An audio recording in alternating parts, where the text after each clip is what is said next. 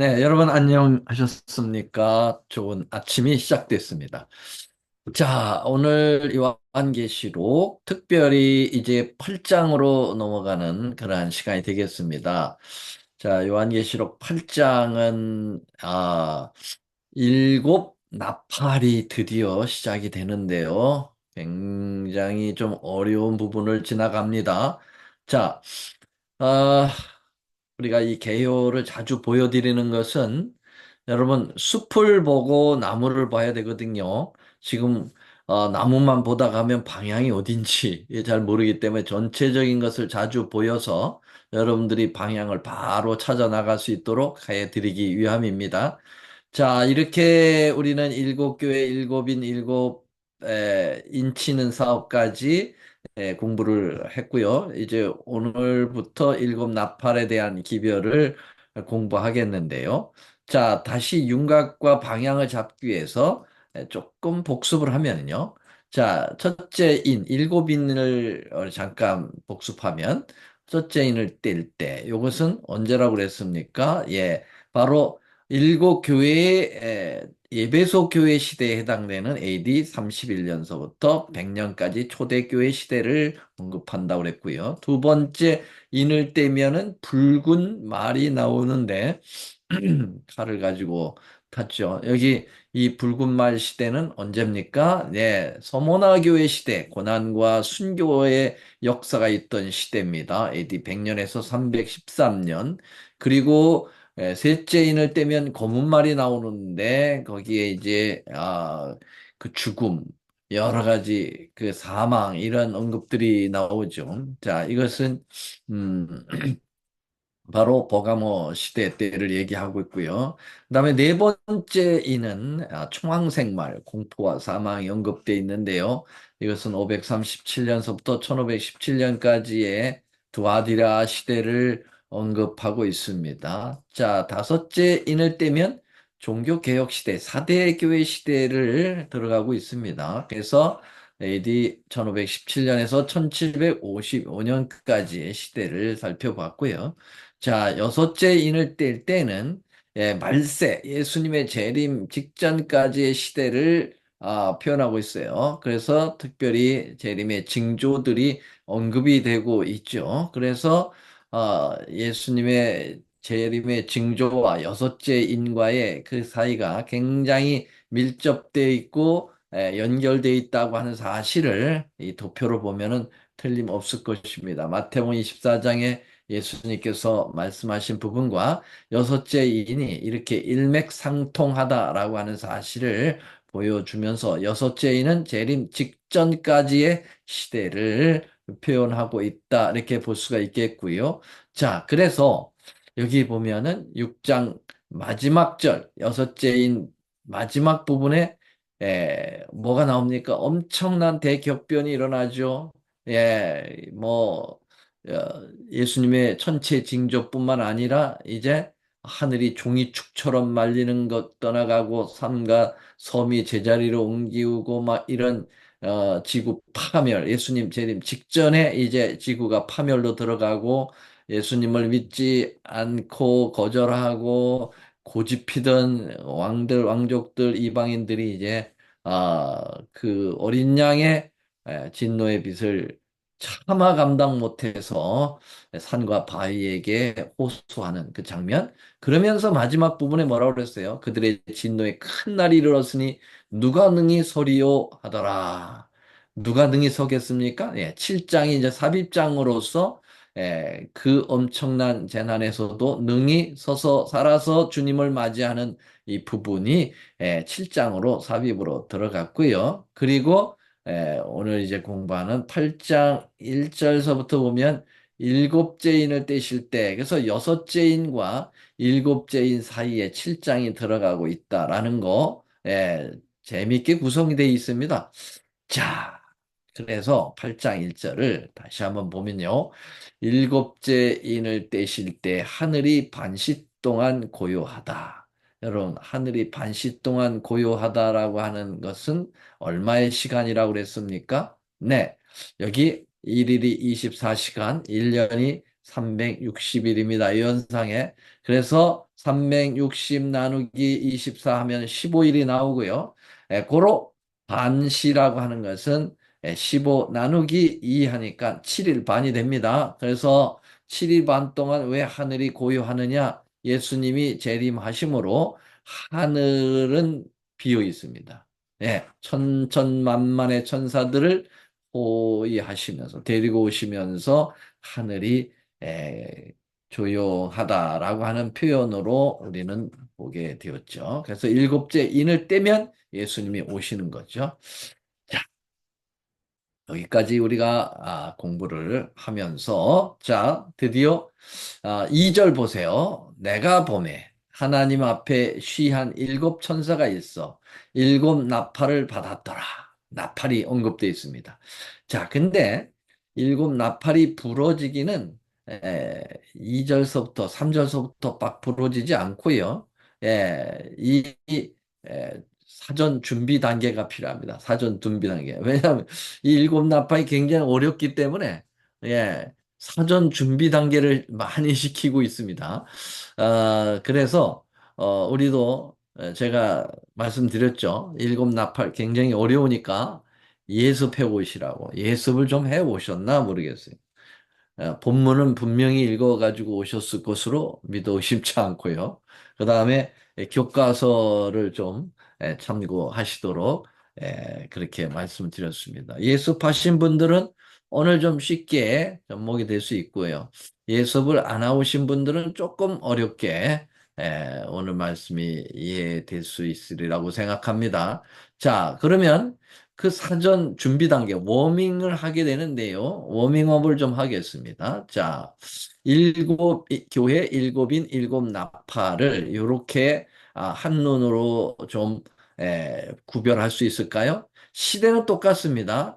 예수님 승천부터 예수님 재림 때까지를 일곱 시대로 구분하는 이 모습은 일곱 교회 일곱인 일곱 나팔이 비슷하게 갑니다.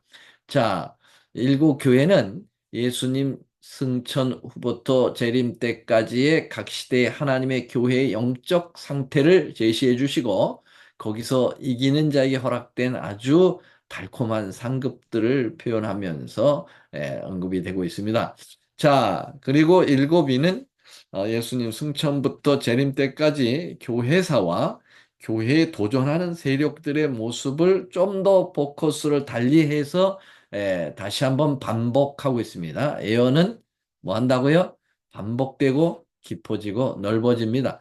자, 일곱 나팔은 계시록 8장, 9장, 특별히 여기 11장, 15절까지 연결돼 있어요. 그래서 광범위하게 이 일곱 나팔이 언급되어 있어요.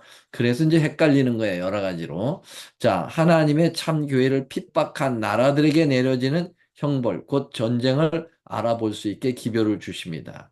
무시무시한 그러한 교회를 향한 사단의 공격과 하나님의 더 엄중한 심판들이 일곱 나팔에 나오기 때문에 여러분 좀 더 긴장해야 될 것 같고요. 또 스트레스가 좀 있습니다. 자, 그래서 계시록 10장이 이제 삽입장으로 끼어들면서 다시 용기와 힘을 내고 다시 계시를 진행시키는 거죠. 자, 그 다음에 일곱 나팔의 해석의 원칙을 먼저 제시하면서 일곱 나팔의 마음에 임하도록 하겠습니다. 첫째, 일곱 나팔의 해석의 원칙 첫 번째는 하나님의 백성과 상관없는 일반적 세속사로 해석하지 말 것이다. 예, 일곱 나팔의 표현이 좀 더 이제 이렇게 어떻게 직접적인 영적인 부분이 많이 그 좀 열악합니다. 그래 영적인 부분의 표현이 좀 작아요. 그래서 이게 심판이 엄중하기 때문에 어떤 심판적 국면들이 이렇게 극대화됐기 때문에 우리가 자칫하면 이것을 일반 세속사, 세계사로만 보면은 전혀 이게 핀트가 안 맞는 것입니다. 예언은 특별히 성경의 예언은 모두 다 이 하나님의 백성들의 구원과 관계되어 있고요. 영적인 그러한 하나님의 섭리와 기별이 꼭 결부되어서 해석이 돼야 한다는 사실 잊지 말으라는 겁니다. 두 번째, 각 나팔이 울릴 때마다 악한 무리가 하나님 백성에 무슨 공격을 가했는지를 좀 살펴봅니다. 그래서 그 공격의 양상이 바로 그 시대에 영적으로 어떤 각성을 요청하고 있는가라고 볼 수가 있을 겁니다. 세 번째, 일곱 교회 일곱인이 예수님의 승천서부터 재림까지의 교회 수를 다루었다면 일곱 나팔도 시대적 범위가 같은 범위로 보아야 한다는 겁니다. 그래서 이제 뭐 그 에베소 저기 일곱 교회라든지 일곱인은 그래도 구분이 아, 승천서부터 재림 때까지를 아주 두 번 못 잘라지듯이 잘 잘라져 있는데 일곱 나팔은 좀 모호한 표현들이 있어요. 그래서 이걸 어느 시대에다가 적용을 해야 될지 뭐 헷갈려서 특별히 이제 이러한 기별의 진리의 빛이 없는 일반 개신교회는 뭐 여기 뭐 천방지축이죠. 뭐 예. 뭐 이래 갔다 저리 갔다 해결을 할 수가 없어요. 그분들은. 예. 그러나 이 재림교회는 특별히 무슨 은사를 받았습니까? 이 계시록 12장 17절에 하나님의 계명을 지키며 예수의 증거를 가졌다고 그랬잖아요. 예수의 증거가 뭐지요? 계시록 19장 10절에 대원의 영이라고 그랬어요. 대원의 영이 뭐죠? The Spirit of Prophets, 예언의 신이란 말이죠. 특별히 하나님께서 예언을 해석할 수 있는 성령, 신, 스피릿, 이 성령의 특별한 은사를 이 남은 교회에 주셨기 때문에 그 은사를 통하여 이 어려운 예언들이 해석해 나갈 수 있게 되는 것이죠. 자, 네 번째, 일곱 나팔의 기별에서 자주 언급되는 3분의 1이라는 표현이 많이 나옵니다. 앞으로 공부해 보시면 알겠지만, 근데 여러분 이미 우리가 일곱 인치는 천사 계시록 7장에 보면 사방이라는 말 많이 나왔죠.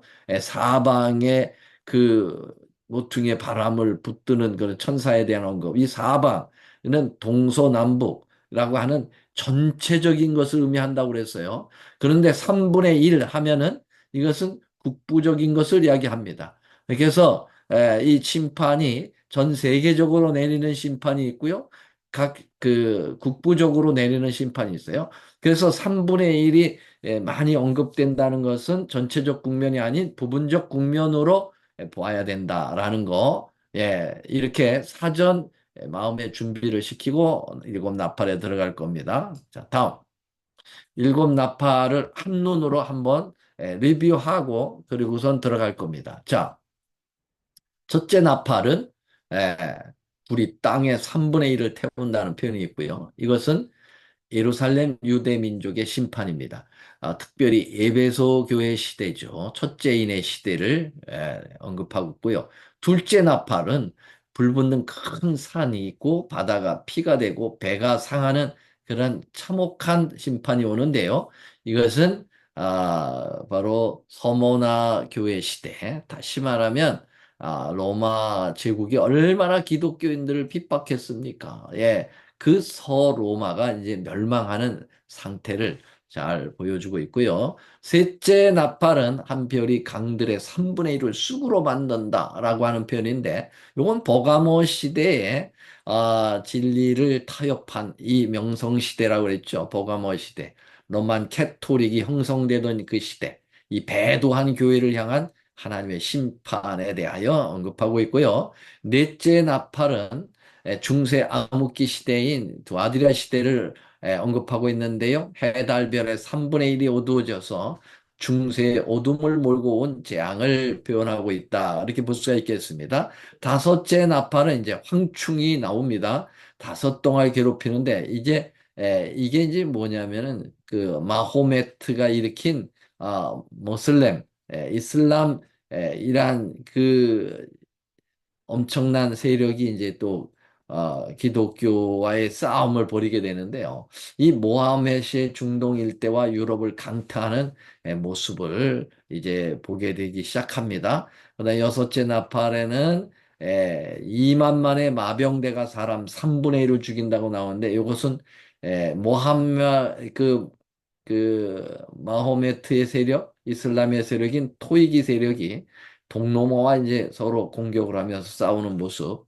그 다음에 이제 삽입절이 들어가죠. 삽입장이 들어가는데 그것은 재림운동과 그 다음에 하나님의 말씀이 최후의 위력과 승리를 가져오는 그 모습이 10장 1절서부터 11장 14절까지 굉장히 긴 삽입장이 들어갑니다.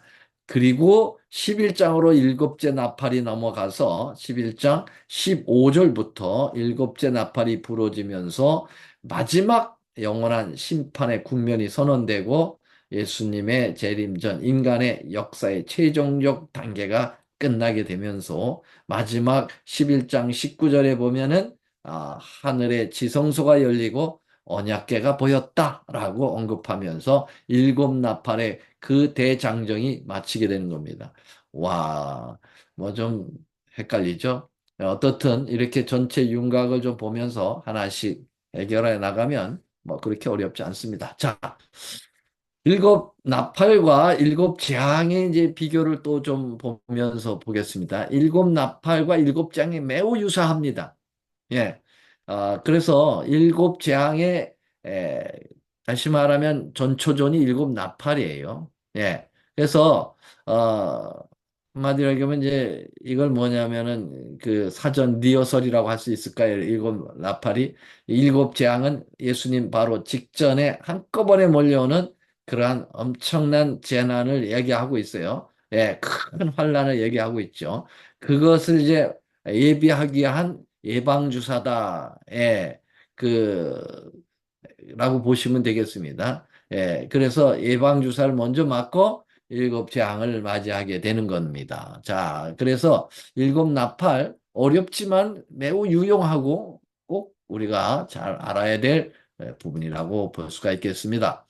자, 여기 3절서부터 5절까지 아직도 일곱 나팔이 불지 않아요. 그만큼 단단히 일곱 나팔에 대한 것을 준비시키고 있는 그 계시 자체를 보게 됩니다. 저만 이렇게 요란을 떠는 게 아니고 이 성경 자체가 딱 그렇게 일곱 나팔이 불기까지 먼저 이 사전 저기가 많아요. 보시면요. 자, 그래서 3절서부터 5절까지가 이제 사전 준비 단계를 거치고, 6절서부터 보면 드디어 이제 일곱 나팔 가진 일곱 천사가 나팔 불기를 준비하다가 7절에 가서 드디어 첫째 나팔이 부러집니다. 첫째 천사가 나팔을 부니 그랬죠. 자, 그래서 그럼 사전에 뭘 이렇게 준비를 주님께서 시키고 계신 것인가? 일곱 나팔의 기별 전에 이 준비 단계를 좀 보면은요. 자, 제단이 나와요. 3절. 또 다른 천사가 와서 제단 곁에 서서 금향로를 가지고 많은 향을 받으니 여러분, 여기 제단이 나오고 향로가 나온다. 이 어느 곳입니까? 여러분 공간적인 부분으로 말씀해 보세요. 이게 어디예요? 이 공간이 어디입니까? 한번 뮤트 푸시고 말씀하실 수 성, 있는 성서, 성소입니다. 좀 더 집약해서 말씀하시면 지상성소입니까? 지상, 하늘성소? 하늘, 네. 이 지금 이제 지상성서, 천사가 와서 제단이 하니까 이게 지상성소가 아니에요. 하늘성. 한성성서. 오케이. 자, 그래서 이 일곱 나팔을 불기 전에 성소가 나온단 말이에요. 특별히 성소 가운데 이제 분향단이니까 성소와 그 다음에 그 향이 이제 지성소로 넘어 들어가서 중보자와 연결이 되기 때문에 성소와 지성소의 모습이 보여지고 있는 거예요. 재밌는 것은요. 자, 여기 보실까요? 일곱 기별 전에 일곱 기별이라는 것은 일곱 교회, 일곱인, 일곱 나팔, 이 삼각 프리즘적인 이 기별 전에 항상 하늘 성소와 연관이 되고 있다는 거예요. 그래서 계시록은 성소를 이해 못하면은요, 계시록이 풀리지 못해요. 일반 개신교의 많은 그 기라성 같은 에, 박사들 또 그런 많은 학자들, 목회자들이 요한계시록을 제대로 풀지 못하는 이유는 성소를 제대로 몰라서 그래요. 그러니까 중구난방이 되는 거죠. 예. 그러나 이 성소에 대한 분명한 개념을 가지면 계시록과 다니엘이 풀어지는 거거든요. 예. 그래서 성소와 떼놓을 수가 없어요. 그만큼 성소라고 하는 것이 얼마나 중요한 자리를 차지하고 있는지를 알게 되는 거예요. 자, 보세요. 일곱 교회가 계시록 2장, 3장에서 언급됐잖아요. 공부했잖아요. 근데 일곱 교회가 나오기 전에 계시록 1장에서 금초 때 다니는 그리스도의 모습이 분명히 보였죠. 성소가 나오고 일곱 교회 기별이 나온 거예요. 자, 일곱 인을 공부하기 전에 하늘 보좌 주에 서 계신 유월절 어린 양 계시록 4장과 5장 공부했잖아요. 거기에 하늘의 보좌가 보였다. 하늘 성소의 가장 깊은 아련실인 그 하나님의 성소를 보여주고 그 다음에 일곱 인의 기별이 나간 거죠. 자, 지금 일곱 나팔 우리 공부할 때 먼저 금향로를 들고 봉수하는 이 하늘의 성소를 보여주고 이제 다시 일곱 나팔을 다시 부르려고 하는 것입니다. 자, 재밌죠? 이렇게 성소와 계시록과의 관계, 일곱 기별의 관계를 잘 알아야 됩니다. 기별 전에도 하늘 성소와 연관이 있지만은 기별 후에도 여러분 또 성소가 언급되고 있다고 하는 건 놀라운 일이죠. 자, 이번에는 일곱 기별 후에 하늘 성소와의 연관성을 잠깐 살펴보겠습니다. 일곱 교회 계시록 2장 3절 우리가 공부하고 난 다음에 맨 마지막에 남은 교회 라오디게아 교회가 나오잖아요. 그 라오디게아 교회에 보여주는 보상이 뭡니까? 창세기 계시록 3장 21절에 하나님의 보좌와 함께 앉게 하겠다. 하나님의 보좌가 어디죠? 하늘 성소죠. 예. 다시 한번 맞히면서 성소로 결론을 짓고 있어요. 자, 일곱인 계시록의 6장. 자, 일곱째 인이 떼어질 때 이제 8장 1절로 들어가면서 뭐라고 그랬어요? 예, 하늘이 반시 동안 고요하다. 하늘이 다시 보여지는 거잖아요. 왜요? 예수님께서 다시 모든 천사들을 데리고 내려오실 때 하늘이 어떠냐 하는 하늘 성소를 보여주면서 결론을 내고 있습니다. 자, 일곱 나팔 계시록 8장 9장에 나오고요. 아까 말씀드린 대로 계시록 11장까지 간다고 그랬죠. 그 계시록 11장 19절 마지막 부분에 뭐가 보여요? 하나님의 성전이 열리면서 언약궤가 보여요. 아주 지성소를 집중적으로 보여주고 있습니다. 자, 이렇게 보니까 일곱 나팔, 일곱 교회, 일곱인 일곱 나팔이 성소와 전후로 연결되어 있다라는 거, 우리가 그런 걸 통해서 미리 준비를 해야 되는 거죠. 자, 그러면 여기까지 보겠습니다. 자, 또 다른 천사가 와서 제단 곁에 서서 금향로를 가지고 많은 향을 받았으니 이는 모든 성도의 기도들과 합하여 보좌 앞 금단에 드리고자 함이라. 그럼 여기 다른 천사가 누굴까요? 이 다른 천사를 천사로 보아야 되느냐? 아니면은 중보자이신 예수님으로 보아야 되느냐? 난제의 문제이죠. 근데 교과서 여러분 이미 공부하신 분은 아시겠지만 요 천사는 예, 예수님으로 봐야 된다는 것입니다. 예수님이 무슨 천사냐? 여러분, 예수님은 천사는 아니지만 천사를 지도하는 천사 장의 호칭을 가지고 있죠. 뭐죠? 미카엘이죠. 누가 하나님과 같으랴. 이 미가엘. 예수님이 미가엘이에요. 천사는 아니지만 천사를 호령하고 지도하는 최종 사령관으로서의 모습을 보여드리는데요. 예수님이 자주 천사의 호칭으로 구약에 언급되고 있다는 거예요. 예를 들면 제가 여기다 좀 가져왔어야 되는데요. 그 야곱이 야복 강가에서 씨름을 할 때 여호와의 사자가 와서 씨름했다고 그랬어요. 그 여호와의 사자가 누구냐? 바로 예수님이거든요. 예수님이 직접 오셔서 씨름을 해 주신 건데요. 왜냐하면은 그 뭐라고 그랬어요? 아, 너는 이제 야곱이라고 하지 말고 뭐라고 그랬어요? 이스라엘이 하라. 그 이스라엘의 뜻이 뭐예요? 하나님과 겨루어 이겼다. 그러니까 여러분 그 보낸 천사는 하나님이었어요. 하나님 중에 여호와의 사자라고 표현된 그 부분이 구약에 자주 나오는데 그게 바로 성자이신 제2 하나님이신 예수님을 표현하고 있어요. 네. 그래서 여기서 다른 천사로 표현될 때 이것이 예수님으로 표현받을 수 있다는 거예요. 왜 그러냐면은요. 중보는 오직 우주의 단 한 존재에 밖에 없습니다. 여러분들이 에, 여기 성도의 기도가 나오고 이렇게 분향단에서 향이 올라서 지성소로 들어가게 되는데 이 성도의 기도라고 그랬습니다. 여기 보니까 자 계시록 5장 8절에 보면 책을 취하심에 네 생물과 24장 어린 양의 앞에 엎드려 각각 검은 향이 가득한 금대접을 가졌으니 이 향은 성도의 기도들이라. 성도의 기도들을 예수님에게 인수인계를 하게 되는 거죠. 그러면 예수님께서 이 향을 가지시고 하나님 앞에 중보를 하고 계신데요.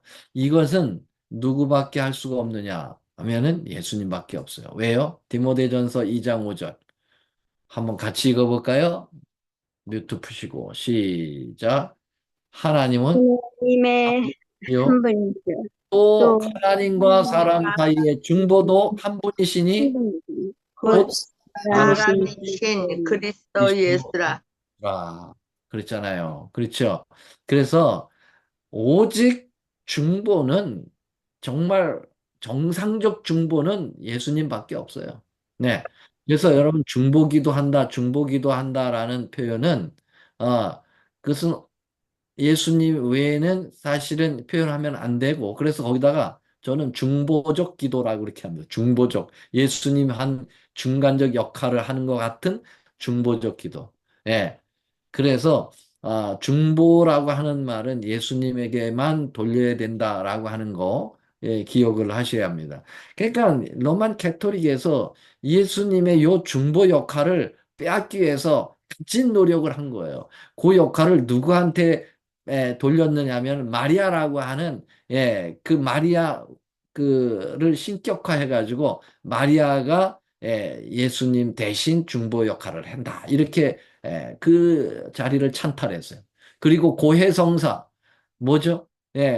바로 신부들이 이 중보적 역할을 또 가로채 가지고 내가 네 죄를 용서한다. 그리고 바로 사람이 예수님이 흉내를 내고 휴장 뒤에 앉아서 모든 사람들의 죄를 다 본인이 듣고 죄를 자기 스스로 그 용서를 하는 그런 권한까지 가졌다라고 주장하는 이 참혹한 이 정말 아, 천인공노할 일이에요. 한마디로 얘기하면 고해성사라든지 마리아 이 중보는 이거는 예수님을 정면 도전하는 아주 이단적인 그러한 모습입니다. 자, 그래서 바로 이 천사가 다른 천사라고 하는 이 천사가 바로 예수님을 표현할 수 있다라고 하는 것인데요. 왜냐하면 히브리 9장 24절에도 그리스도께서 참것의 그림자인 손으로 만든 성소에 들어가지 아니하시고 오직 참 하늘 성소에 들어가사 이제 우리를 위하여 하나님 앞에 나타났다라는 표현이 있죠. 자, 오늘은 여기까지 공부하겠는데요. 이 성소가요.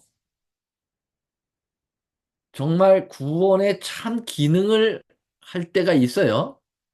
우리가 하나님 성소인 예수님을 의지하고 하나님 앞에 기도하며 나아가게 될 때 이 성소는 우리의 구원을 위하여 여러 가지 역할을 한다고 하는 사실을 보여주는데 여러분 성소에는 양면성이 있다는 걸 아셔야 됩니다.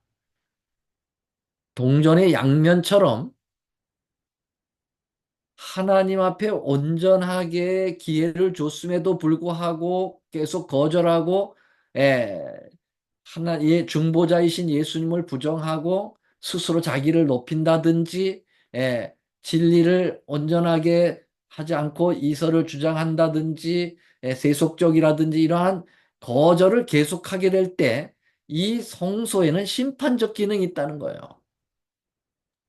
그래서 여러분 이 향이 다 위로 올라가면은 중보적 기도가 되지만 이 향을 갖다가 이 천사가 엎으면 그 향에 불이 있거든요. 그 불이 땅에 쏟아지면서 심판이 시작이 되는 거예요. 여러분 재림도 양면성이 있죠. 예수님 오실 때 여러분 예수님 영접한 사람들은 최고의 환희의 날, 구원의 날이에요. 그런데 예수님을 거절하고 주님을 모른다고 하고 고집피고 계속 세속적으로 놀고 그렇게 하면 여러분 예수님의 재림의 날이 멸망의 날이요 패망의 날이라는 것이에요. 똑같습니다. 예수님 재림 직전에도 이러한 성소의 기능 두 가지를 표현하고 있어요. 그래서 5절 보세요. 천사가 향로를 가지고 단 위에 불을 담아다가 이제 그 향을 쏟습니다. 땅에. 방향이 바뀌어요. 위로 하는 게 아니라 밑으로 바뀌면 뇌성과 음성과 번개와 지진이 났다. 그 말은 뭘 의미합니까? 심판이 시작됐다는 거예요. 여러분. 그래서 이제 이 내성, 음성, 번개, 이 지진이라는 표현은요, 이것은요, 예, 재난과 심판을 표현하고 있는 거예요. 예. 오늘은 여기까지 공부하고 내일서부터 우리 첫째 나팔을 부는 교습도 시작했습니다. 그만큼 이 일곱 나팔의 사전 준비가 철저하죠? 예. 여러분 잘 준비됐습니까? 네. 다 같이 기도하고 마치겠습니다. 하늘에 계시는 사랑의 아버지 하나님, 우리 하나님께서 이제 저희들에게 일곱 기별의 마지막인 일곱 나팔을 공부하도록 은혜 베풀어 주셔서 고맙습니다. 좀 부담스럽고 좀 어려운 그러한 기별이지만은 이 기별도 꼭 알아야 될 기별이기에 주님께서 주셨고 이것을 잘 이해할 수 있도록 예언의 은사를 주셨습니다. 저희들 분명히 이 말씀도 밝히 깨달아 주의 재림을 준비하고 하나님을 거절할 때 오는 그 모진 심판을 우리에게 해당되지 않도록 주님 준비하며 한 명이라도 이 심판에서 견뎌낼 수 있도록 복음을 증거하는 강력한 우리의 마음에 의욕이 일어나도록 축복하여 주시옵기를 비우며 예수님의 이름으로 간절히 기도드리옵나이다. 아멘.